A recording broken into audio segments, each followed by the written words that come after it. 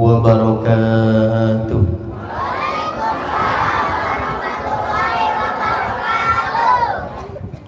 Alhamdulillah, alhamdulillahi rabbil alamin. Wassalatu wassalamu ala asyrafil anbiya'i wa mursalin sayyidina wa habibina wa syafi'ina wa qurrati a'yunina wa nuri qulubina Muhammad habibi rabbil alamin wa ala alihi wa sahbihi ajma'in. Allahumma salli wa sallim ala sayyidina Muhammad tibbil qulub wa dawaiha wa afiyatil abdani wa shifaiha wa nuril absari wa diyaiha wa qutil arwah wa gidaiha wa ala alihi wa sahbihi wa sallim. Allahumma ja'al sarirati khairan minal niyyati wa ja'al ala niyyati salihah, amma ba'du. Al-Mukarram wal-Muhtaram yang sama-sama kita muliakan dan kita hormati selalu, para alim, para ulama, para asatidah, penyambung lisan sekaligus penerus perjuangan Nabi kita Muhammad sallallahu alaihi wa alihi wasallam, yang kita doakan selalu mudah-mudahan para ustadz, para kiai, para ulama, para habaib kita diberikan panjang umur oleh Allah dalam keadaan sehat wal afiyah. Allah subhanahu wa ta'ala berikan kemudahan kepada beliau, baik itu urusan dunia maupun urusan akhiratnya. Allah subhanahu wa ta'ala jauhkan beliau-beliau semuanya daripada fitnah yang terjadi di akhir zaman ini. Amin, amin ya rabbah. Dan juga tidak mengurangi rasa hormat kami kepada segenap para sepuh, para tokoh masyarakat, para ustadz, para kiai, para ajengan, dan juga segenap aparat pemerintahan baik sipil maupun militer, terkhusus kepada segenap perangkat desa, baik itu Pak RT, Pak RW, Pak Kuwu atau Bapak Lurah, dan juga segenap staf jajarannya, dan juga segenap para orang tua kami, para bapak dan ibu-ibu, para hadirin wal hadirat, wabil khusus kepada penyelenggara maulid pada saat ini, Sohibul Bait, Kang Ian, dan juga segenap keluarga dan sanak, famili, sahabat semuanya yang ikut membantu menyukseskan maulid pada saat ini, dan juga sekaligus milad daripada hikmah Yus yang kedua. Mudah-mudahan dengan warung ini, toko ini, tempat ini selalu diikat dengan manusia mulia Nabi Muhammad sallallahu alaihi wasallam. Mudah-mudahan warung ini selalu diberikan keberkahan oleh Allah Subhanahu wa taala, dan diberikan oleh Allah Subhanahu wa taala rezeki yang penuh dengan keberkahan, keluarganya dijadikan keluarga yang penuh dengan keberkahan, dan Allah jadikan semua nikmat yang diberikan oleh Allah dijaga, ditambah oleh Allah, dan menjadi sebab sambung hati dengan Nabi Muhammad sallallahu alaihi wasallam. Amin, amin ya rabbal alamin. Para hadirin wal hadirat yang dimuliakan oleh Allah Subhanahu wa taala, alhamdulillah pada malam kali ini kita bisa hadir dalam acara peringatan Maulid Nabi, acara yang agung tapi akan dianggap remeh oleh sebagian orang yang hatinya tidak rindu dengan Nabi Muhammad.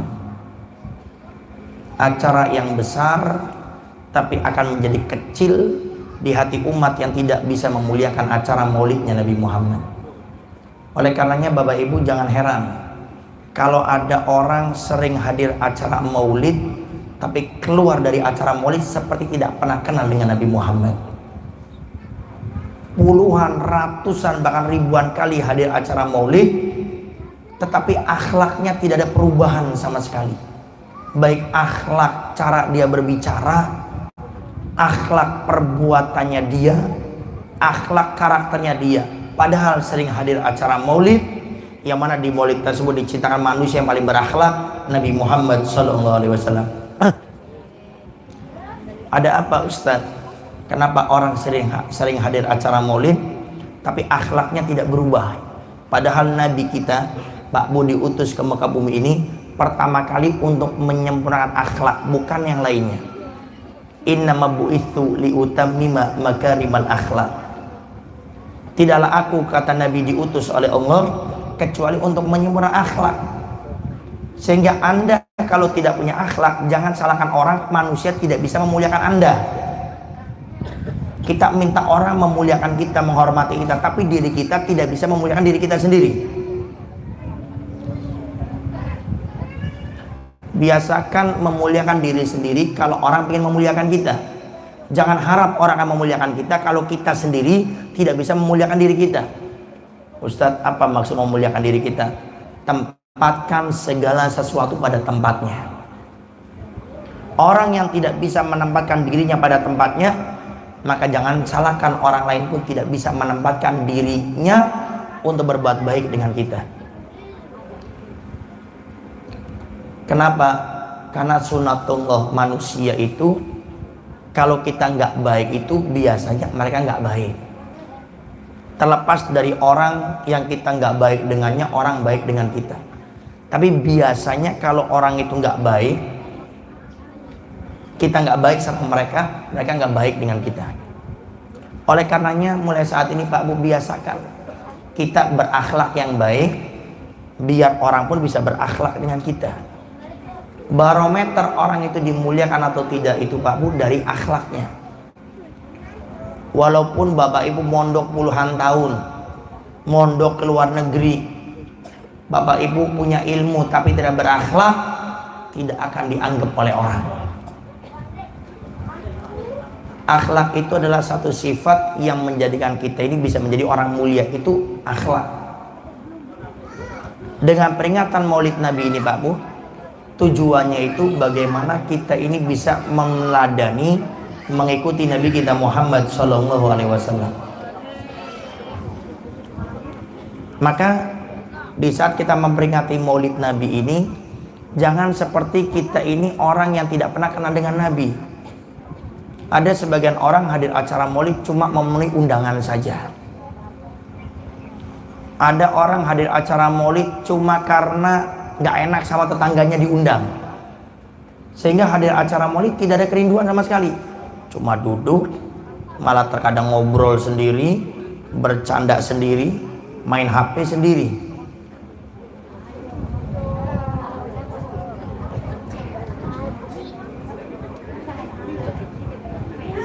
Halo, halo, halo. Nah, Bu, sehat Bu? Alhamdulillah. Memperingati Maulid Nabi ini hakikatnya bagaimana kita berusaha untuk mengenal Nabi.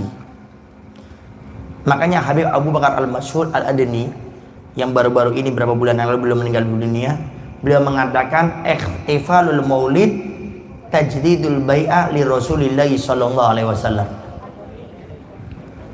Memperingati Maulid Nabi ini adalah memperbarui baiat kita sama Nabi.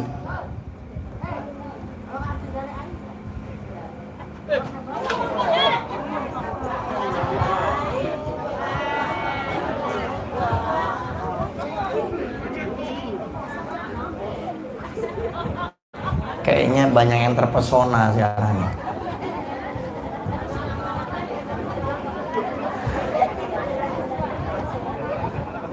Bu, saya mau lanjut kalau kita buat perjanjian ini. Jangan ada yang ngobrol. Sini ngobrol, sana ngobrol, sini jatuh. Ya.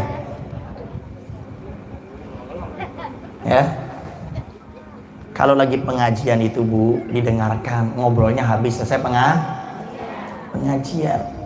Saya tanya, Ibu kalau lagi ngobrol saya nggak dengarkan, seneng nggak? Seneng nggak? Saya tanya Bapak Ibu semuanya, kalau ada orang mengucapkan salam wajib nggak dijawab? Wajib nggak dijawab? Tapi di majelis saya tidak wajib untuk dijawab. Saking apanya? Saking kita diminta untuk fokus, untuk mendengarkan, tidak usah ngurusin orang lain, urusi diri kita sendiri. Mulut dikunci, dijaga. Yang punya kepentingan dengan kepentingannya, yang tidak usah. Biar apa? Biar kita punya acara ini Pak Bu berkah. Dulu sahabat-sahabat Nabi waktu sedang belajar dengan Nabi itu, kalau seandainya burung hinggap di kepala sahabat-sahabat Nabi itu nggak ada yang bergerak. Kenapa? Karena burung-burung menganggap kepala sahabat Nabi ini dikira batang pohon. Saking sahabat Nabi waktu belajar sama Nabi itu fokus. Makanya menghadirkan umat-umat yang terpilih bukan karena mereka hidup di zaman Nabi saja, tapi karena mereka sahabat-sahabat Nabi yang fokus hidup sama Nabi dengan baik. Di zaman Nabi Pak Bu ada Abu Jahal, ada Utbah. Orang-orang yang hidup sama Nabi nggak semuanya jadi baik, ada yang nggak baik. Tapi sahabat-sahabat Nabi ini betul-betul fokus dengan Nabi sehingga melahirkan umat-umat yang sangat luar biasa. Imam Syafi'i, kita punya imam madhab, waktu belajar sama gurunya Imam Malik, itu kalau buka lembaran kitab, jadi buku lembaran kitabnya itu kalau dibuka itu pelan-pelan. Ditanya sama teman-temannya, wahai Imam Syafi'i, wahai Syafi'i, kenapa kamu buka lembaran kitab kok pelan-pelan? Apa kata Imam Syafi'i? Saya takut bunyi lembaran kitab saya ini bisa mengganggu guru saya yang sedang mengajar.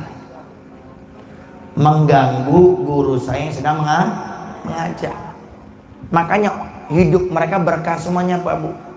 Karena keberkahan itu didapat di saat kita bisa memuliakan orang. Tapi kalau kita tidak bisa memuliakan orang, takutnya nanti keberkahan dicabut oleh Allah di antara kita. Punya uang banyak nggak pernah cukup dalam hidup. Suami ngasih uang sebulan sampai 5 juta, 10 juta nggak pernah cukup. Kenapa? Coba tanyakan, mungkin kita ini kurang memuliakan Allah dalam ibadah kita, atau kita tidak memuliakan manusia sehingga keberkahan itu dicabut oleh Allah Subhanahu wa taala. Uangnya banyak, tokonya di mana-mana, usahanya lancar, tapi hidupnya tidak pernah bahagia. Coba cek di antara dua ini, tentang adab kita dalam beribadah atau adab kita sama manusia. Sehingga di saat kita belajar, usahakan untuk fokus, pegang mulut sendiri-sendiri, tidak usah ngurusi orang lain. Menjawab salam aja tidak wajibkan di tempat ini, apalagi yang lainnya. Nah, sehingga kita mulai saat ini belajar untuk memiliki adab. Karena kita saat ini hadir dalam acara memperingati manusia yang paling beradab, akhlaknya paling hebat, sampai Allah berfirman, wa innaka la'ala khuluqin adzim, sesungguhnya engkau wahai Muhammad memiliki akhlak yang sangat agung. Ini Allah yang memujinya. Sehingga kita yang jadi umatnya kalau pengen kumpul sama Nabi, ya tiru sedikit demi sedikit akhlaknya Nabi. Jangan pengen kumpul sama Nabi tapi hidupnya seenaknya sendiri. Nanti di akhirat cari syafaat selain Nabi. Karena di akhirat tidak ada yang memberikan syafaat kecuali Nabi. Nabi sudah memberikan syarat, kalau kamu pengen berkumpul denganku, kata Nabi, ikuti aku. Kalau kamu di dunia tidak mau mengikuti aku, kamu punya cara hidup sendiri, punya gaya hidup sendiri, tidak apa-apa kata Nabi. Tapi nanti di akhirat cari syafaat selain aku, kata Nabi.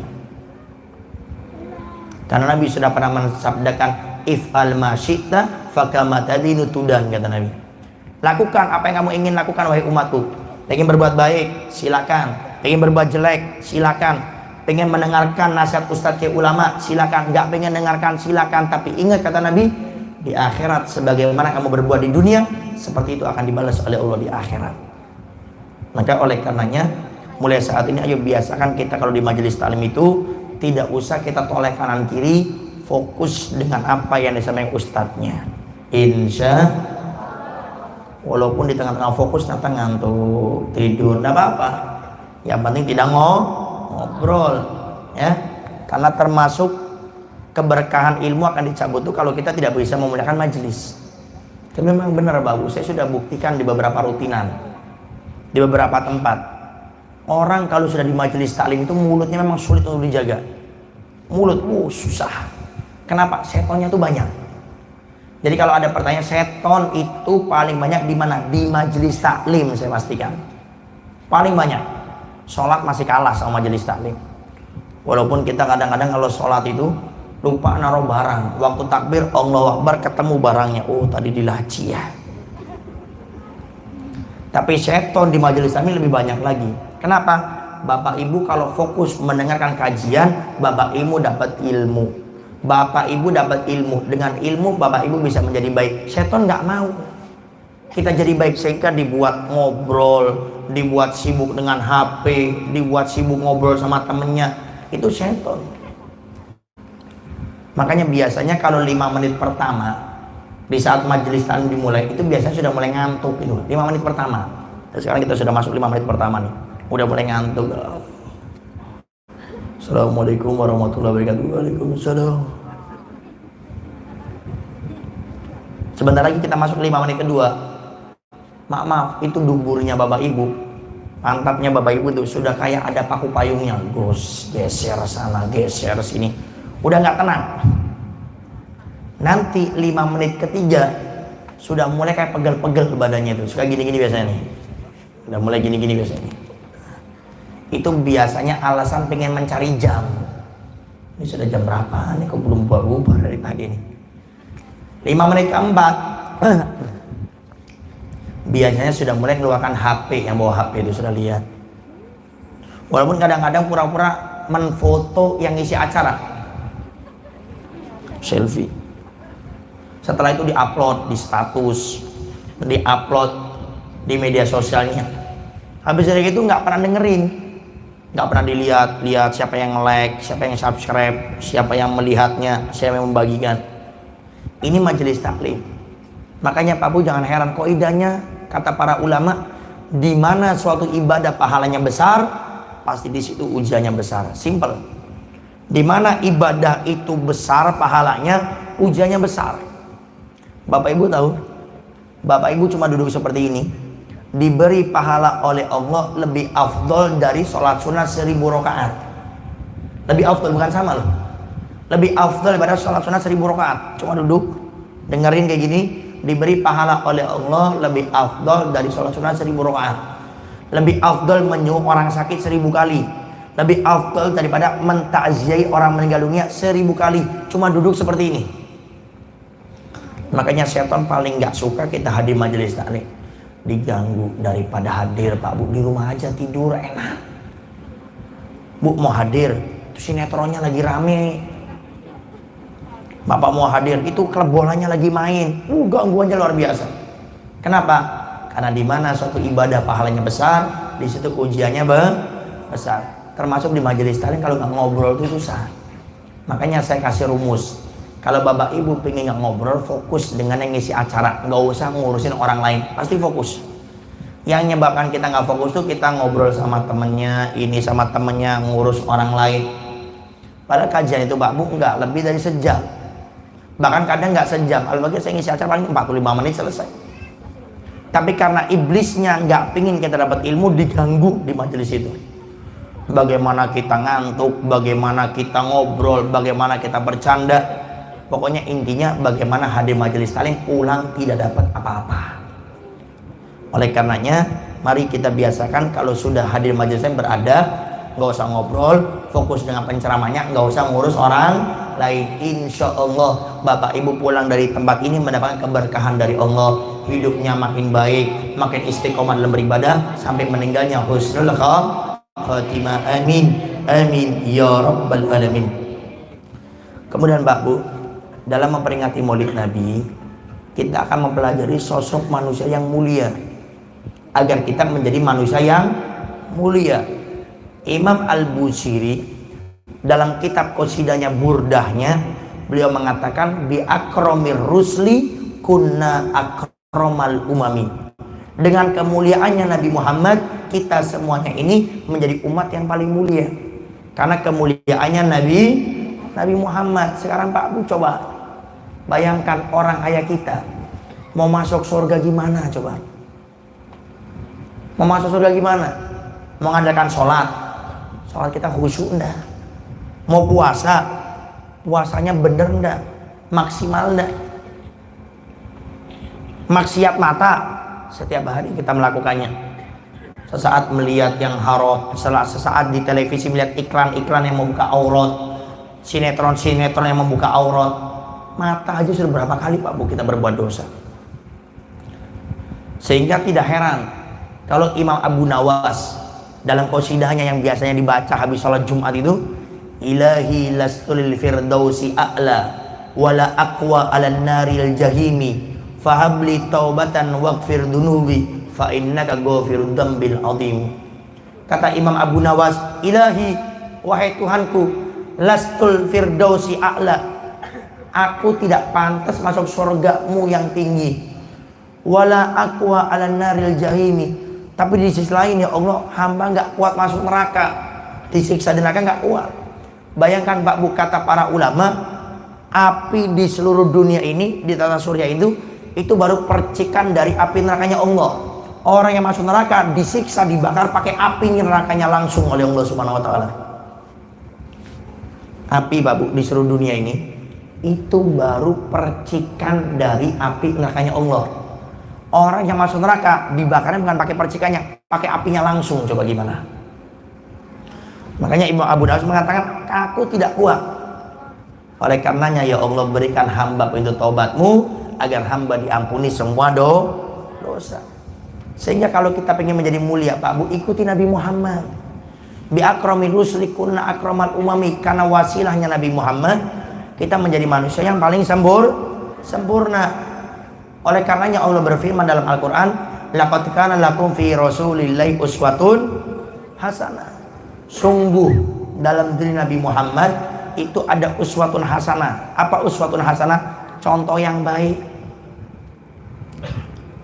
Secara tidak langsung Pak Bu, Allah menekankan kepada kita, ikuti Nabi Muhammad, kamu akan menjadi orang yang baik. Sungguh dalam diri Nabi Muhammad ada contoh yang baik. Artinya ikuti Nabi Muhammad, nanti kita akan jadi orang yang baik. Bapak Ibu tahu kenapa para ulama sangat kita muliakan, sangat kita sanjung? Apa alasannya? Karena mereka manusia yang paling mirip sama Nabi Muhammad. Tapi di saat seorang ulama tidak mengikuti Nabi Muhammad, tidak akan sama sekali kita memuliakan mereka. Jadi tolak ukurnya itu ulama mulia karena mereka paling mirip sama Nabi Muhammad. Mengikuti Nabi Muhammad, ucapannya seperti Nabi Muhammad, perbuatannya seperti Nabi Muhammad, sikapnya seperti Nabi Muhammad, sehingga kita sangat mengagungkan mereka. Tapi di saat ada seorang ulama, ucapannya tidak mengikuti Nabi Muhammad, perbuatannya tidak mengikuti Nabi Muhammad, sikapnya tidak mengikuti Nabi Muhammad, maka kita pun tidak akan memuliakan mereka. Artinya kita anggap orang biasa walaupun dia seorang ulama. Saya punya teman Pak Bu di satu desa. Dia bukan ustadz, bukan kiai, bukan anak pondok, tapi kalau berbicara Pak Bu, sekampung semuanya dengerin dia. Sekampung dengerin dia. Sampai ustadz kiai di tempat itu nggak didengarkan sama warganya. Saya tanya, kok bisa? Ini ustadz kiai ngomong nggak didengerin, tapi ini orang biasa ngomong sama orang sama didengerin. Apa jawab mereka? Beb, ustadz di tempat kami cuma bisa ngomong, tapi akhlaknya tidak ada. Tapi orang ini nggak pernah mondok, bukan ustadz, tapi dia akhlaknya baik, ucapannya baik, perbuatannya baik, sikapnya baik. Setiap kita butuh apa-apa, dia berusaha untuk membantu kita, sehingga kita lebih mengikuti dia daripada ustadz. Apa? Karena orang itu paling mirip dengan Nabi Muhammad. Makanya Pak Bu, kalau kita pengen hidup mulia, hidup bahagia, hidup tenang, satu kuncinya ikuti Nabi Muhammad, selesai. Tapi di saat kita menjauh dari Nabi Muhammad, tidak mengikuti Nabi Muhammad, kita akan menjadi orang yang tidak bahagia, tidak tenang, dan akan sengsara hidup ini. Contoh kecil Pak Bu, yang mungkin masih teringat sampai detik ini. Siapa? Anak-anak kita ini. Di saat anak-anak kita tidak kenal sama Nabi Muhammad, tapi mereka lebih kenal artis, pemain bola, pemain sinetron, Bapak Ibu merasakan bagaimana akhlak dia dengan Anda sebagai orang tua. Nggak sedikit Pak Bu seorang anak berani sama orang tuanya. Tidak sedikit Pak Bu seorang anak berani ngelawan sama orang tuanya, mukul, nendang, sampai membunuh pun ada. Kenapa? Karena anak itu sama orang tuanya tidak dididik untuk dikenalkan dengan Nabi Muhammad. Ada cerita Pak Bu, ini cerita sering saya ceritakan di acara Maulid dari kemarin. Buat pelajaran sama orang tua. Fadzakir fa inna dzikra tanfa'ul mu'minin, kata Allah. Fadzakir, ingatkanlah wahai Rasulullah, karena sungguhnya pengingat itu bermanfaat bagi orang mukmin. Saya punya guru Pak Bu, bernama Dr. Ustadz Habib Segaf bin Abu Bebasan Baharun, yang kalau kemarin hadir acara Milad Al-Wasilah Majlis Al-Fakir yang kedua, itu yang isi beliau. Nanti insya Allah setiap tahun yang isi beliau. Nanti insya Allah awal November Al-Fakir akan ke Dalwa dengan beberapa teman-teman dari Al-Wasilah. Doakan, nanti kita akan minta jadwal beliau untuk acara Milad Al-Wasilah yang ketiga insya Allah. Ustaz Segaf Baharun, saya punya guru ini, pernah ditelepon sama seorang laki-laki. Laki-laki ini bilang, Ustadz Habib, saya mau nanya. Silakan. Ustadz, saya punya gaji sebulan 27 juta. Ayah saya sudah meninggal. Ibu saya yang menjamin hidupnya semuanya. Saya punya adik perempuan sekolah, saya yang membayar semuanya. Tapi Ustadz, akhir-akhir ini ibu saya punya kebiasaan aneh. Setiap jam 2 malam minta dimandikan pakai air hangat. Saya memandikan ibu saya Ustadz Habib butuh waktu 2 jam. Membuat air panas butuh waktu 2 jam, memandikannya butuh waktu 2 jam, 4 jam Ustadz. Waktu saya habis untuk ngurusi ibu saya. Kata saya punya guru Dr. Ustadz Habib Segaf Baharun, beliau berkata, maaf Pak, to the point saja, langsung saja, yang pengen ditanyakan itu apa? Apa kata beliau? Ustadz, boleh tidak kalau ibu saya suntik mati saja, katanya. Setelah dicari tahu, apa Pak Bu penyebabnya? Kok sampai anak laki-lakinya rela berkata seperti ini? Ternyata ayahnya, ibunya semenjak kecil, anak-anaknya tidak pernah dikenalkan dengan Nabi Muhammad. Anaknya tidak pernah dimasukkan ke madrasah, anaknya tidak pernah dimasukkan ke pondok pesantren, anaknya tidak pernah dibawa ke majelis taklim, anaknya tidak pernah dikenalkan ke ustadz ulama, tidak pernah dikenalkan dengan lingkungan yang baik, sehingga anaknya cuma dikenalkan dengan masuk SD favorit, SMP terpadu, SMA teladan, kuliah, cari titel, cari ijazah. Sehingga di saat anaknya melihat ibunya menghalanginya untuk mendapatkan uang, akan disingkirkan walaupun itu Anda sebagai ibu dan ayahnya. Ini cerita Pak Bu, kata guru saya Ustaz Segaf Baharun yang bercerita, ini nyata. Saya ceritakan seperti ini, jangan sampai nanti ini kejadian sama kita. Sebagai orang tua, sekarang Pak Bu, kita bisa kemana-mana kan sendiri. Jalan, makan, minum, kamar mandi, cebok. Tapi bagaimana Pak Bu 5-10 tahun ke depan? Sudah makin tua kita, sudah makin sepuh. Naudzubillah dari kita sakit, sampai kita cuma tergeletak di kasur. Kita butuh satu orang yang rela memberikan waktunya, tenaganya, hartanya, pikirannya, semuanya untuk kita. Siapa itu? Anak Pak Bu. Sehingga bayangkan Pak Bu, kalau hari ini kita cuma sibuk cari uang, cari uang, cari uang. Kita hanya sibuk bagaimana anak kita bisa dapat titel, dapat ijazah. Tapi saat ini kita tidak sibuk mengenalkan anak kita sama Nabi Muhammad. Tunggu nanti tanggal mainnya. Jangan sampai naudzubillah dari Pak Bu, kalau sudah kena seperti ini Bu, menyesal tuh di akhir. Sekarang Bapak Ibu bisa semuanya sendiri, nggak peduli, biarinlah anak mau gimana, biarin. Sekarang penyesalan itu di akhir Pak Bu. Sehingga mulai saat ini yuk kita kenalkan anak kita sama Nabi Muhammad. Masukkan anak kita ke pondok pesantren, masukkan anak kita ke madrasah, bawa ke majelis taklim. Banyak Pak Bu orang tua yang datang minta amalan. Ustadz Habib, beri saya amalan agar anak saya menjadi anak yang soleh dan soleha. Lalu saya jawab, kalau ingin Pak Bu anak kita menjadi anak yang soleh dan soleha itu, bawa anak kita ke majelis taklim. Kenapa majelis taklim? Karena di majelis ini Allah turunkan rahmat, Allah turunkan hidayah, Allah turunkan taufik, Allah turunkan inayah, maunah, pertolongan semua di tempat ini. Sehingga di saat anak kita bawa, mereka dapat hidayah, dapat taufik, dapat rahmat, jadi anak baik. Siapa yang untung? Kita, Pak Bu. Dulu ada seorang ulama, Pak Bu, namanya Imam Ghazali, pengarang kitab Ihya Ulumuddin, kitab Bidayatul Hidayah. Beliau bercerita, saya menjadi ulama seperti ini, kata Imam Ghazali, itu bukan karena mondoknya saya yang rajin, saya sering mengulangi pelajaran, bukan faktor utama, kata Imam Ghazali. Saya menjadi ulama karena semenjak kecil saya selalu dibawa oleh orang tua saya ke majelis taklim. Dibawa ke majelis taklim. Saya masih kecil, dibawa ke majelis taklim, ditaruh di pangkuan orang tua saya. Makanya Pak Bu, ini solusi bagi anak-anak, bapak-bapak, ibu-ibu yang suka dimarahin sama ustadz kayak ulama. Ini anak kecil ribut, anak kecil ribut. Ya wajar Pak Bu.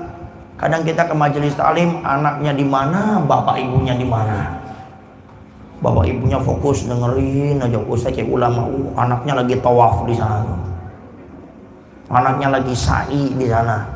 Anaknya lempar jumroh di sana. Ribut, muter, ngobrol, lari-lari. Imam Ghazali berkata, saya setiap dibawa ke majelis taklim itu diletakkan di pangkuan kedua orang tua saya.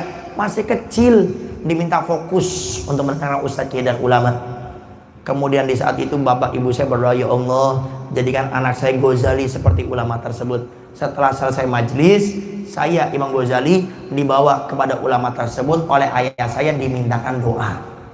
Wahai ustaz kiai ulama, doakan agar anak saya menjadi seorang ulama. Oleh karena sebab itulah, kata Imam Ghazali, saya menjadi ulama seperti ini. Karena apa?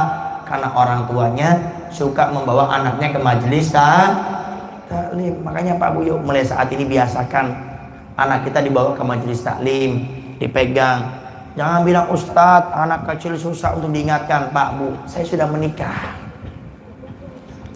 Saya sudah 7 tahun menikah. Kemarin baru saya nikah itu ke 7 tahun kemarin, tanggal 12 Oktober ya. Saya sudah punya anak 4. Anak pertama saya 6 tahun, kedua 5 tahun, keempat 3 tahun setengah mau 4 tahun, yang kedua yang keempat 1 tahun setengah. Saya kalau membawa anak saya Pak Bu, contoh kemarin barusan Jumatan, anak saya yang laki-laki 2 itu, Hasan sama Umar. Itu kalau yang pernah ke rumah saya tahu bagaimana itu lincahnya, kuatnya. Tapi di saat mau ikut saya Pak Bu sholat Jumat kemarin, saya bilang, mau ikut sholat Jumat Hasan, Umar, ikut Bi. Kalau pengen ikut syaratnya jangan ngobrol. Samping Abi diem. Mau? Mau. Dari awal sampai akhir Pak Bu diem, tidak ngobrol, ikut sholat Jumat. Kenapa? Anak gimana orang tuanya. Jangan pernah menyalahkan anak, tapi koreksi kita sebagai orang tua sudah jadi contoh yang baik belum untuk anak-anak kita. Anak kita nggak mau sholat, cek diri kita sebagai orang tua. Sudahkah kita jadi orang tua yang ahli sholat? Kita lihat anak kita suka keluar malam-malam. Sudahkah kita menjadi orang tua yang bisa disiplin dengan waktu? Kita punya anak suka megang HP, cek. Jangan-jangan kita ini sebagai orang tua suka main HP di depan anak-anak kita. Sehingga anak itu gimana orang tuanya? Kata Nabi, orang tua itu bisa menjadikan anaknya Yahudi, Nasrani atau Majusi, tergantung kedua orang tuanya. Makanya kalau ada Pak Bu, maaf ini, kalau ada anak tidak baik sama kita, tidak nurut sama kita, cengkal, coba koreksi. Jangan-jangan kita belum pantas punya anak yang soleh dan soleha. Kita belum pantas punya anak yang berbakti. Kenapa? Kitanya sendiri tidak jadi figur, tidak jadi contoh yang baik. Kata para ulama, anak itu lebih mudah mengikuti apa yang dia lihat daripada apa yang dia dengar. Camkan itu Pak Bu. Anak itu lebih mudah mengikuti apa yang dia lihat daripada apa yang dia dengar. Kita sebagai orang cuma bisa ngomong, nak gini, nak gini, nak gini. Bapaknya nggak ngerjain, ibunya nggak ngerjain. Si bapak nyuruh ke majelis taklim, bapaknya orang nongkrong di pos kampling. Ibunya nyuruh sholat berjamaah sama anaknya, anaknya berjamaah, ibunya nonton sinetron. Ya gimana sih anak kita mau berbakti? Ingat Pak Bu ya, nanti kalau kita sudah meninggal dunia, kita baru akan merasakan apa arti anak yang berbakti. Ingat Pak Bu, Kita semuanya tidak selamanya di dunia. Kita bakal meninggal dunia, tinggal tunggu absen masing-masing. Tapi di saat kita sudah meninggal dunia, kata Nabi, orang kalau meninggal dunia itu seperti orang yang tenggelam, tidak membawa pelampung, tidak punya bantuan. Sehingga pada saat itu kita butuh bantuan Pak Bu. Siapa? Bantuan itu anak-anak kita. Awwaladin soleh yad'ulah, seorang anak yang soleh dan solehah yang mendoakan kedua orang tuanya. Kalau hari ini Pak Bu, ini anak-anak kita ini kita didik dengan baik, kita kenalkan sama Nabi Muhammad, kita bawa ke majelis taklim, nanti bapak ibu meninggal dunia tenang. Ini anak mengiringkan baca Al-Fatihah sama kita, tenang kita di kuburan dapat doa. Anak kita mengiringkan bacaan Yasin, tenang kita di kuburan. Anak kita hadir majelis taklim, ibadah, sedekah buat kita semuanya, tenang bagi kita. Tapi bayangkan Pak, kalau hari ini anak kita tidak kenal sama Nabi Muhammad, tidak dikenal dengan agama, kira-kira kita meninggal dunia, mereka ingat nggak sama kita? Mendoakan kita enggak? Di dunia saja nggak pernah bisa beradab sama kita sebagai orang tua, apalagi kita sudah meninggal dunia. Makanya para ulama mengatakan anakmu investasi akhiratmu. Apa akhirat setelah meninggal ini? Nanti bapak ibu akan merasakan meninggal tidak bisa beramal apapun, yang menyelamatkan kita hanya apa? Adalah doa-doa dari mereka anak-anak kita ini. Makanya Al-Faqih ingatkan Mbak Bu, kalau majelis taklim bawa anak-anak kita dengan spirit maulid pada malam kali ini. Yuk pulang dari acara maulid, setiap ada kajian majelis taklim, mau itu namanya maulid, rojaban, muharraman, pokoknya majelis taklim, tolong anak kita dibawa biar nanti anak kita berbakti menjadi orang yang soleh dan Siapa yang beruntung? Kita sebagai orang tua Pak Bu. Paling terasa itu nanti Pak Bu kalau sudah meninggal dunia. Di saat kita di kuburan merasa takut yang luar biasa, ada kiriman amal yang menjadikan syafaat bagi kita di kuburan. Para hadirin wal hadirat yang dimuliakan oleh Allah Subhanahu wa taala. Salah satu sifat Nabi yang akan kita bahas pada saat ini adalah sifat sabarnya Nabi. Kenapa saya bahas sabar Pak Bu? Ada orang-orang itu yang kadang kalau ditimpa musibah itu suka nyalain Allah. Tokonya sepi, nyalain Allah. Warungnya sepi, bisnis online-nya sepi, nyalain Allah. Ya Allah, apa sih salah saya? Sholat rajin, sholat duha setiap hari, baca Waqiah habis asar sebelum tidur saya baca, sedekah iya, kok masih melarat, masih gini-gini aja, nggak ada perubahan. Kadang-kadang ada orang itu kalau ditimpa ujian oleh Allah suka protes, ada bahkan lebih hebat lagi nyalain orang. Oh, toko saya sepi nih gara-gara orang ini nih, suka lewat depan toko saya sambil komat kamit mulutnya nih bacain aneh-aneh nih, nyalain orang lagi. Hidup itu Pak Bu, kata Nabi, kalau hidup kita ingin bahagia kuncinya bersabar. Kenapa kuncinya bersabar kata Nabi Pak Bu? Kata para ulama, hidup ini kalau ingin bahagia bersabar karena tidak ada manusia yang tidak diuji oleh Allah, siapapun Anda. Cari Pak Bu di muka bumi ini orang yang tidak diuji sama Allah, datangkan sini, saya kasih uang, mau minta berapa saja. Kenapa Ustadz tidak ada orang yang tidak diuji oleh Allah? Karena ujian itu untuk mengangkat derajat seorang hamba. Pengen diangkat derajatnya, diuji dulu oleh Allah.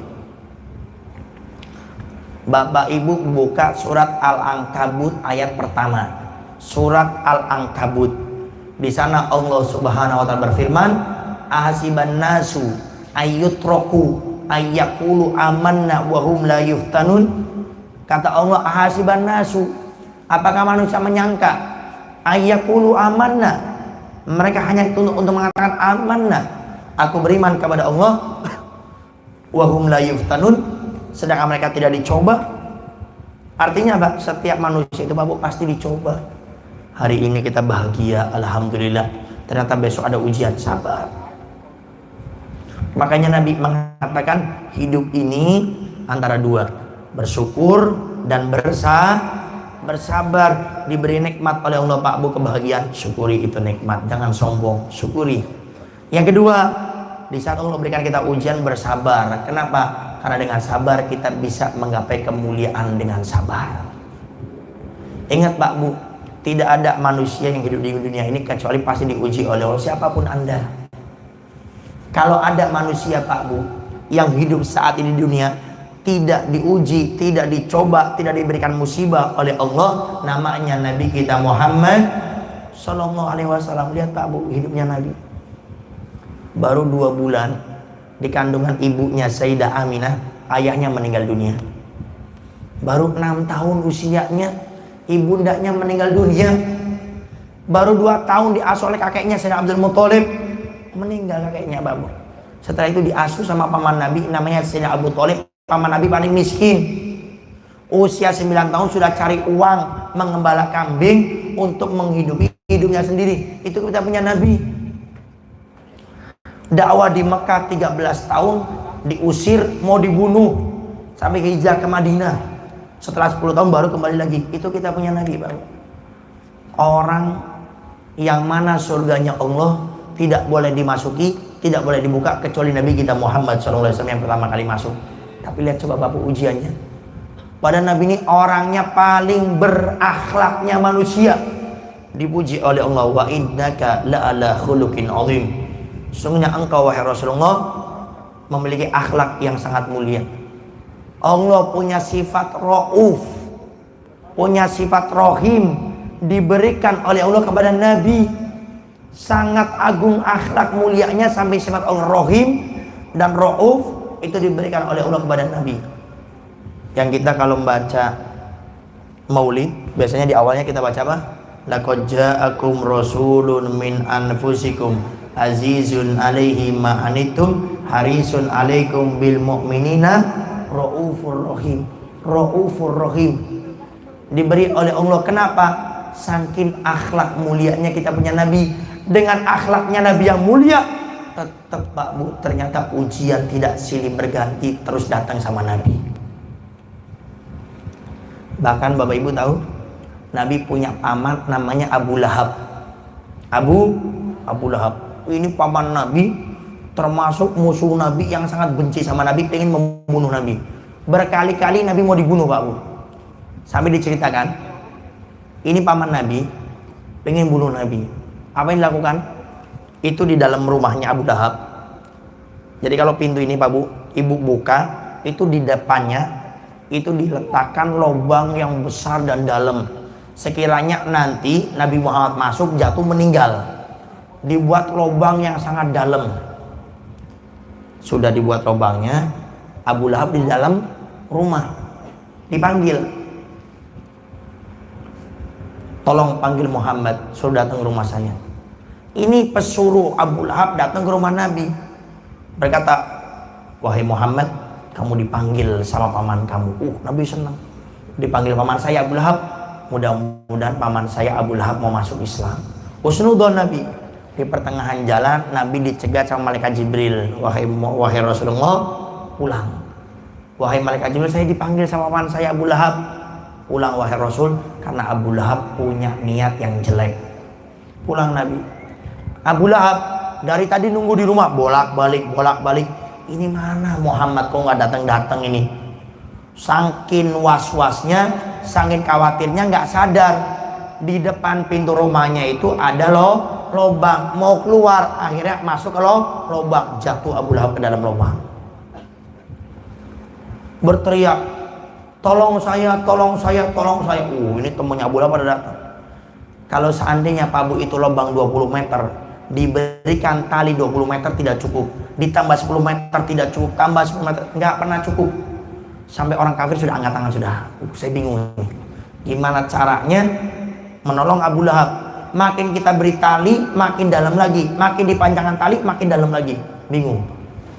Sampai akhirnya mereka bilang, sudah gini aja, panggil keponakannya Muhammad. Dipanggil Nabi Muhammad, diperdengarkan bahwasanya pamannya jatuh ke lubang. Nabi cepat bergegas ke rumah pamannya. Dengan mukjizatnya Nabi Pak Bu, Nabi nggak pakai tali, nggak pakai tambang, cuma dengan tangannya Nabi, dimasukkan tangan Nabi ke dalam, paman Nabi Abu Lahab langsung bisa mengambil tangan Nabi, diangkat ke atas. Sallu ala Nabi Muhammad. Bapak Ibu tahu, setelah ditolong, ditarik ke atas, Abu Lahab berkata, kalian semuanya matanya disihir sama Muhammad. Coba, sudah ditolong seperti itu, bilangnya apa? Mata kalian semuanya sedang disihir oleh Muhammad. Nggak marah Pak Bu Nabi, Itu kita punya Nabi, cobaannya luar biasa. Makanya Pak Bu, hidup ini kalau pengen bahagia, sukses, mulia, satu punya Bu, bersabar. Kenapa? Tidak ada manusia yang tidak diuji oleh Allah. Kalau ada, itu namanya Nabi Muhammad SAW. Sesaat Pak Bu, kita dicoba, diuji sama Allah melalui orang tua sendiri, sabar. Sesaat kita diuji sama mertua kita sendiri, sabar. Sesaat kita diuji sama istri kita, suami kita, pasangan hidup kita sendiri, sabar. Sesaat kita diuji sama anak kita sendiri, sabar. Sama tetangga, sama orang semuanya, sabar. Kenapa? Karena hidup ini tidak ada yang lepas daripada ujian, tapi gapai kemuliaan dengan bersabar. Apalagi namanya rumah tangga. Rumah tangga itu pasti ada ujiannya. Dua karakter manusia yang beda dijadikan satu, suami dengan karakternya, istri dengan karakternya.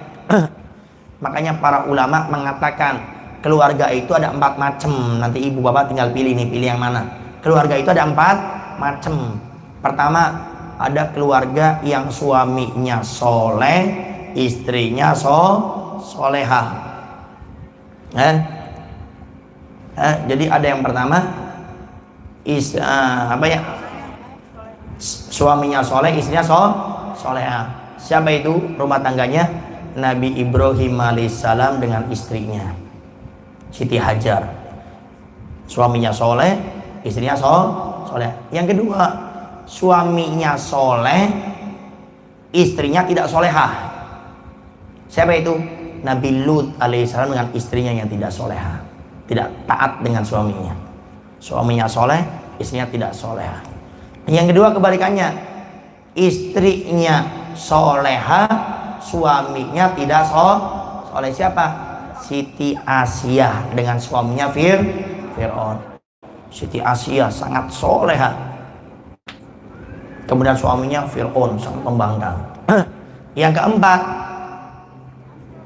istrinya tidak solehah, suaminya juga tidak soleh. Dua-duanya nggak benar. Siapa itu?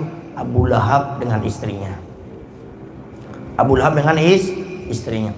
Jadi yang pertama, suaminya soleh, istrinya solehah. Yang kedua, suaminya soleh, istrinya tidak solehah. Yang ketiga, istrinya solehah, suaminya tidak soleh. Yang keempat, istri suaminya sama-sama tidak soleh. Sekarang saya tanya bapak ibu semuanya, mau milih rumah tangga yang mana? Yang pertama, istri suaminya solehah, atau yang kedua suaminya soleh, istrinya tidak, atau yang ketiga istrinya tidak, suaminya soleh, atau yang keempat istri suami tidak soleh. Pertama atau yang keberapa? Yang keberapa? Yang keberapa? Yang pertama, yaitu istrinya soleh, suaminya istrinya soleha, suaminya Siapa itu? Nabi Ibrahim dengan istrinya Siti Hajar. Mudah-mudahan bapak ibu semuanya punya rumah tangga seperti Nabi Ibrahim. Amin ya rabbal. Ibu tahu Nabi Ibrahim itu istrinya berapa? Nabi Ibrahim istrinya berapa? 2, Siti Hajar sama Siti Sarah. Berarti ibu mendoakan suami ibu nikah lagi. Sudah diaminin lagi tadi. Ya kan? Nabi Ibrahim berapa istrinya? 2 kan? Siti Hajar sama Siti Sarah. Pengen rumah tangganya kayak Nabi Ibrahim ya? Insya suaminya jauh. Iya. Artinya Pak Bu, hidup ini pasti ada ujiannya. Kenapa? Kan dengan ujian itu kita akan diangkat oleh Allah. Tidak mungkin Pak Bu hidup tanpa ujian. Makanya tema kita pada malam hari ini, menggapai kemuliaan melalui sifat sabarnya Nabi. Nabi itu Pak Bu menghadapi umatnya luar biasa, sabarnya luar biasa. Sehingga kalau kita pengen mulia di dunia ini Pak Bu, bersabar. Contoh, Nabi pernah ke rumah anaknya Sayyidah Fatimah, main ke sana. Setelah main, Nabi tanya, "Wahai Fatimah, kamu sudah makan?" "Wahai ayahku Rasulullah, saya sudah 2 hari 2 malam dengan anak saya tidak makan." "Wahai ayahku Rasulullah, saya Fatimah anakmu sudah 2 hari 2 malam belum makan, dan anakku Hasan Husain belum makan. Nabi mendengar anaknya belum makan. Imam Ali juga lagi bekerja cari uang. Cuma Nabi sebagai ayah mendengar anaknya dan cucunya belum makan, Nabi berusaha. Nabi keluar, Nabi cari pekerjaan. Di mana dengan pekerjaan tersebut Nabi dapat upah, nanti upahnya akan diberikan kepada anaknya dan cucunya. Nabi berjalan sampai jauh, Nabi ketemu dengan seorang Badui, orang gunung. Nabi berkata, wahai Badui, berikan saya pekerjaan. Nanti dari pekerjaan tersebut kamu berikan saya gaji. Oh baik, boleh. Ini, saya punya sumur. Kamu ambil air, setiap 1 timba saya kasih kamu 3 korma. Baik. Nabi menimba yang pertama, menimba yang kedua, menimba ketiga, sampai ke-9 Nabi menimbanya. Di saat akan menimba yang ke-10, embernya copot, embernya lepas dari talinya. Akhirnya Badui ini tahu dan marah. Kamu minta pekerjaan, bagaimana kerjanya? Mana ember saya? Ember kamu jatuh ke bawah, lepas dari talinya. Ini Badui marah luar biasa, ditempelin Nabi. Nabi nggak marah. Dalam cerita ini Badui sudah tua, Nabi masih muda. Nabi kalau mau bisa balas Pak Bu, tapi sabarnya Nabi lah. Nabi nggak balas. Nabi tanya, kenapa kamu pukul saya? Ini kamu minta pekerjaan, ambil air dengan ember saya, kenapa embernya ini bisa lepas? Kata Nabi, gara-gara ember lepas kamu marah. Iya.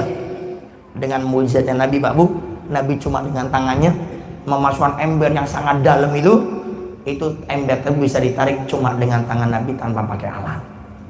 Ditunjukkan sama Badui, ini yang kamu marah. Badui ini kaget, kok bisa?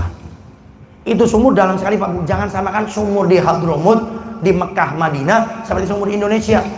Kalau di Indonesia cuma ngebor sedikit dapat mata air. Di sana Pak Bu itu sampai kedalaman sekian puluh, bahkan sekian ratus baru dapat mata airnya. Belum dapat airnya, baru mata airnya saja. Sehingga kaget, loh kok bisa ini? Setelah diberikan, ini Nabi dikasih gaji. Setiap 1 ember dapat 3 korma, 9 kali 3 27 dikasih sama Badui. Pulang. Di saat pulang itu ada rombongan yang melihat waktu Nabi sedang ditempeli. Datang ini rombongan. Kamu tahu, wahai Badui, yang kamu pukul barusan itu siapa? Tidak tahu. Itu Nabi kita Muhammad SAW. Kaget. Rasulullah? Iya, kamu barusan menempel Nabi Muhammad. Setelah orang ini pulang Pak Bu, Badui ini mengambil pedang, tangan yang menempel Nabi Muhammad langsung dipotong sama ini Badui. Pingsan, bersimbah dengan darah. Setelah bangun nangis menyesal, datang ke Madinah mencari Nabi Muhammad. Tangan yang tadi sudah lepas itu dibawa. Sampai di Madinah, ini Badui menangis. Wahai Rasulullah, saya tidak tahu. Saya kira tadi kamu itu bukan Rasulullah. Saya minta maaf ya Rasul. Apa jawab Nabi Pak Bu? Sebelum kamu minta maaf, demi Allah saya sudah memaafkan kamu, kata Nabi. Sebelum kamu minta maaf, saya sudah memaafkan kamu. Setelah berterima kasih kepada Nabi, setelah minta maaf, Badui ini ngadu, wahai Rasulullah, sekarang nasib tangan saya bagaimana ini? Tangan saya sudah diputus. Coba kalau kita Pak Bu, ada orang mukul kita, tangannya putus, datang sama kita, syukurin. Puas, belum tahu siapa saya, ini makomnya saya nih seperti ini. Nabi sudah memaafkan, mengadu masalah tangannya. Apa yang Nabi lakukan Pak Bu? Tangan Badui ini ditempelkan lagi ke tempatnya seperti dia kala, diberi ludahnya Nabi, diusap sama Nabi, menempel seperti sedia kala, bahkan dalam cerita lebih kuat daripada tangan yang sebelumnya. Shallu ala Nabi Muhammad. Itu akhlak kita punya Nabi, kesabarannya luar biasa. Kalau saya ceritakan kesabaran Nabi sangat banyak sekali ya. Intinya banyak orang-orang kafir masuk Islam karena berkah sabarnya Nabi. Begitu kan kita Pak Bu. Kita di dunia ini kalau pengen selamat, pengen bahagia, simpel Pak Bu. Hiduplah dengan kesabaran. Kenapa? Tidak ada manusia yang tidak diuji oleh Allah. Dengan kita bersabar, derajat kita oleh Allah akan diangkat setinggi-tingginya. Allah sudah berfirman dalam Al-Quran, innama yuwaffas sabiruna ajrohum bighairi hisab. Allah akan mengangkat derajat hamba yang bersabar bighairi hisab. Tidak ada yang tahu tingginya, makomnya, pahalanya kecuali Allah. maka bersabarlah Pak Bu dalam hidup dunia ini. 124.000 rasul, 124.000 nabi diringkas menjadi 313 rasul, diringkas menjadi 25 rasul, diringkas jadi 5, namanya ulul azmi. Kenapa dinamakan ulul azmi? Karena mereka rasul yang paling sabar. Nabi Nuh, Nabi Ibrahim, Nabi Musa, Nabi Isa, Nabi kita Muhammad SAW. Kenapa Nabi ini nama ulul azmi? 900 tahun berdakwah cuma dapat 40, 80, 120 orang. Nabi Ibrahim mau dibakar sama kaumnya sendiri. Nabi Musa baru lahir dihanyutkan karena takut mau dibunuh sama Fir'aun pada saat itu. Nabi Isa dikejar-kejar sama umatnya mau disalib. Nabi Muhammad merasakan cobaan semuanya. Sampai dari 5 itu diringkas menjadi 1, Nabi Muhammad SAW karena paling sabar. Jadi dengan sabar Pak Bu kita akan jadi mulia. Dengan sabar kita akan sukses. Kalau kita punya masalah Pak Bu, kuncinya sabar. Kalau sudah bersabar, nanti Bapak Ibu bisa mendapatkan solusi yang terbaik. Kita diberi musibah oleh Allah, nggak sabar mengambil sikap, semua sikapnya saya yakin nggak baik. Kenapa? Orang yang tidak bersabar akan dikuasai oleh hawa nafsu, dan hawa nafsu ini selalu menyuruh kepada kejelekan. Tapi di saat orang bersabar akan dikontrol oleh imannya, sehingga sikap, ucapan, perilakunya semuanya jadi baik. Oleh karenanya, ayo pada saat ini peringatan Maulid Nabi pada saat ini, ayo jadilah orang yang bersabar. Sebagai penutup Pak Bu, Ustadz, bagaimana agar saya bisa menjadi orang yang bersabar? Ini resep dari Nabi Pak Bu. Sebagai penutup, kalau kita pengen menjadi orang yang bersabar, lihatlah orang yang di atas kita. Masih banyak orang yang cobaannya, ujiannya, musibahnya lebih besar daripada kita. Kita ini Pak Bu, kalau ditimpa ujian sama Allah tuh suka melihat diri kita yang paling besar ujiannya. Setiap Allah berikan musibah, kita selalu merasa musibah saya yang paling besar, sehingga sulit untuk bersabar Pak Bu. Allah berikan kita ujian, lihat yang di atas kita, masih banyak Pak Bu yang lebih parah daripada kita. Kita usahanya gagal, ada orang Pak Bu nggak punya usaha sama sekali. Kita ngontrak rumahnya Pak Bu, ada orang malam hari ini mau tidur di mana? Coba lihat Pak Bu, orang yang di atas kita masih banyak lebih sengsara. Maka kita insya Allah dengan itu bisa menjadi orang yang bersabar.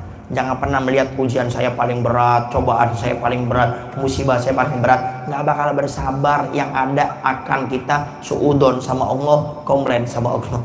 Mulai saat ini, yuk kita menggapai kemuliaan dengan bersabar, dengan mengikuti Nabi kita Muhammad SAW. Manusia paling mulia saja diberi ujian oleh Allah, apalagi manusia seperti kita. Nabi bisa sukses dengan kesabarannya. Nabi itu seorang manusia. Kita sebagai umatnya pun bisa sukses seperti Nabi kalau kita mau mengikuti jalannya Nabi. Para hadirin wal hadirat yang dimuliakan oleh Allah Subhanahu wa taala, itu saja mungkin yang bisa Al-Fakir sampaikan pada kesempatan kali ini. Intinya Pak Bu,